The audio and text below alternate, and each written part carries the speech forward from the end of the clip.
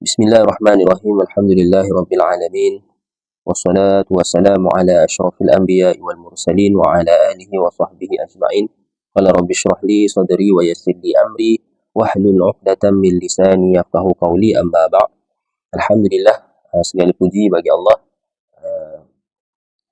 Kita akan sambung pembacaan kitab Bidayatul Hidayah. Dan kita pada pengakhiran muqaddimah kitab Bidayatul Hidayah. Dan kita akan habiskan membaca muqaddimah ni. Jadi kita teruskan. Qala al-musannif rahimahullahu ta'ala wa nafa'ana bihi wa bi'ulumihi fid darain amin. Allahumma yassir wa la tu'assir wa tatmim bi khair ya karim. Qala al-muallif radhiyallahu, kata Imam Ghazali, maka apabila engkau bertanya, apakah itu Bidayatul Hidayah? Jadi Imam Ghazali mengajukan satu bentuk soalan. Jika ada seseorang bertanya kepada kita, apakah itu Bidayatul Hidayah, iaitu permulaan jalan menuju hidayah. Untuk dapat aku mencobanya, supaya aku dapat mencobanya ataupun supaya dapat aku menempuhnya, mengharunginya, ini Bidayatul Hidayah tu bagi diriku. Jadi jawab Imam Ghazali, kalau ada orang tanya soalan seperti itu, apa kata Imam Ghazali? Jawapannya, maka ketahuilah olehmu, hai talib, bahawa permulaan jalan hidayah itu ialah takwa yang zahir. Bidayatul Hidayah itu ataupun permulaan jalan menuju hidayah itu iaitu takwa yang zahir. Takwa yang zahir. Takwa itu apa? Imtithalul awamiri. Menjunjung perintah Allah Ta'ala. Menjunjung perintah Allah Ta'ala itu panggil takwa. Jadi Bidayatul Hidayah itu takwa yang zahir. Imtithalul awamiri wajtinabi an-nawahi. Menjunjung perintah Allah Ta'ala dan meninggalkan larangan Allah Ta'ala, itu dipanggil takwa. Jadi Bidayatul Hidayah itu iaitu takwa yang zahir. Apa itu takwa yang zahir? Takwa yang zahir itu seperti mana solat, puasa, kan, zakat, kan, apa lagi, itu dipanggil takwa yang zahir. Dan itu takwa yang zahir yang perlu kita laksanakan, wajib kita lakukan, wajib kita laksanakan. Adapun maksiat yang zahir, yang mana kita wajib meninggalkannya itu seperti apa? Seperti berzina, mencuri, dan sebagainya, itu dipanggil maksiat yang zahir. Kan? Jadi apa itu Bidayatul Hidayah? Bidayatul Hidayah itu iaitu menyempurnakan takwa yang zahir. Menyempurnakan takwa yang zahir maknanya melaksanakan segala perintah Allah Ta'ala yang zahir dan meninggalkan segala maksiat yang zahir. Itu dia. Dan nihayatul hidayah. Iaitu kesudahan jalan hidayah. Seperti mana disebut sebelum ni, kalau kita nak capai nihayatul hidayah, mesti melalui Bidayatul Hidayah. Dia tidak akan capai nihayatul hidayah ni tanpa dia melalui terlebih dahulu Bidayatul Hidayah. Jadi kalau dia dah sempurnakan bidayah, iaitu takwa yang zahir tadi tu, dia dah laksanakan ketaatan yang zahir dan menjauhi segala larangan yang zahir, maksiat yang zahir, maka sampailah dia kepada nihayatul hidayah. Iaitu kesudahan jalan hidayah. Jadi apa itu pula kesudahan jalan hidayah itu? Apa pula? Kata Imam Ghazali, itu ialah takwa yang batin. Dia akan mencapai kepada takwa yang batin, mencapai kepada menyempurnakan, melaksanakan takwa yang batin.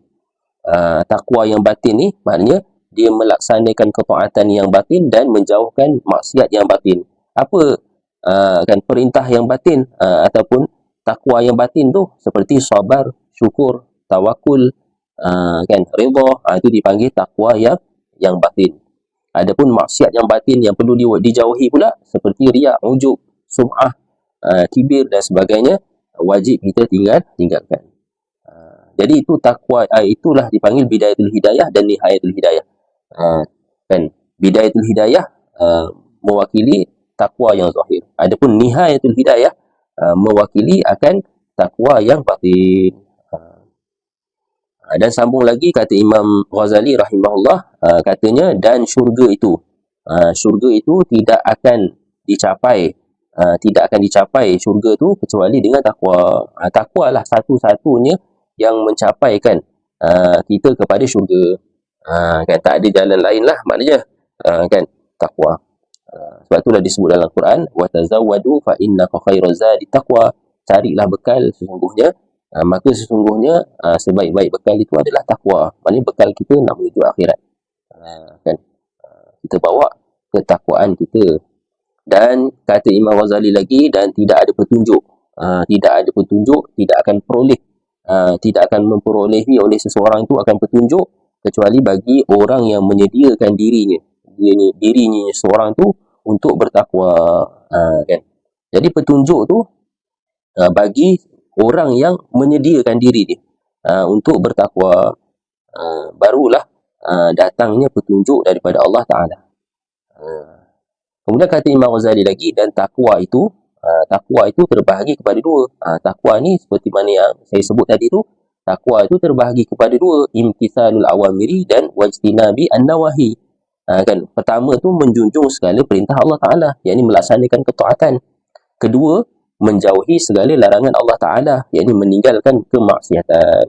Maka di dalam kitab ini, kitab Bidayatul Hidayah ini, saya akan sebutkan kedua-dua bahagian ini dengan serba ringkasnya. Jadi kalau kita tengok kitab Bidayatul Hidayah ni, sebenarnya dia terbahagi kepada dua.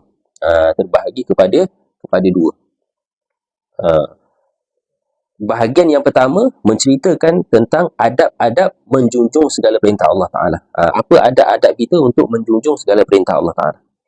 Dan yang kedua pula, bahagian yang kedua dalam kitab ni, iaitu adab-adab dalam menjauhi segala larangan Allah Ta'ala. Kan? Jadi kitab ni, kita boleh katakan ada dua bahagian.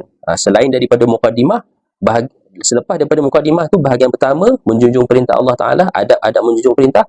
Dan yang kedua, bahagian kedua, adab-adab menjauhi segala larangan Allah Ta'ala. Jadi dia ada dua bahagian. Cuma dalam mukadimah kitab Bidayatul Hidayah ni, yang terjemahan ni lah, dia tak beritahu sebenarnya dia ada satu lagi selain daripada mukadimah. Kemudian bahagian pertama adab menjunjung segala perintah, kemudian yang kedua adab menjauhi segala larangan. Dia ada satu lagi, dia lagi, kalau dalam kitab Arab disebutlah, ditambahkan liyasira hadza, ditambahkan satu lagi, iaitu berkaitan dengan pergaulan, adab-adab pergaulan lah sekali. Kan, jadi dia ada empat lah, kita boleh simpulkan dalam kitab ni dibahagikan kepada empat. Yang pertama mukadimah, yang kita dah habis nak baca ni, kita nak tamatkan pembacaan mukadimah ni hari ni. Mukadimah bahagian pertama, adab menjunjung segala perintah. Yang kedua, bahagian kedua, adab menjauhi segala larangan Allah Ta'ala. Dan yang terakhir itu berkaitan dengan pergaulan, adab-adab pergaulan. Untuk apa? Untuk melengkapkan kitab Bidayatul Hidayah ini. Jadi kalau dah khatam kitab Bidayatul Hidayah ni, maka sempurnalah takwa yang zahir. Sebab cerita tentang Bidayatul Hidayah ni menceritakan tentang takwa yang zahir. Takwa yang zahir ataupun permulaan jalan hidayah lah. Dan ada juga diceritakan serba sedikit berkaitan dengan takwa-takwa yang batin, mengenai sifat-sifat mahmudah dan sifat-sifat mazmumah. Jadi insya-Allah kita akan mulakan kepada bahagian pertama tu pada siri yang akan datang. Wallahu taala alam bisawab.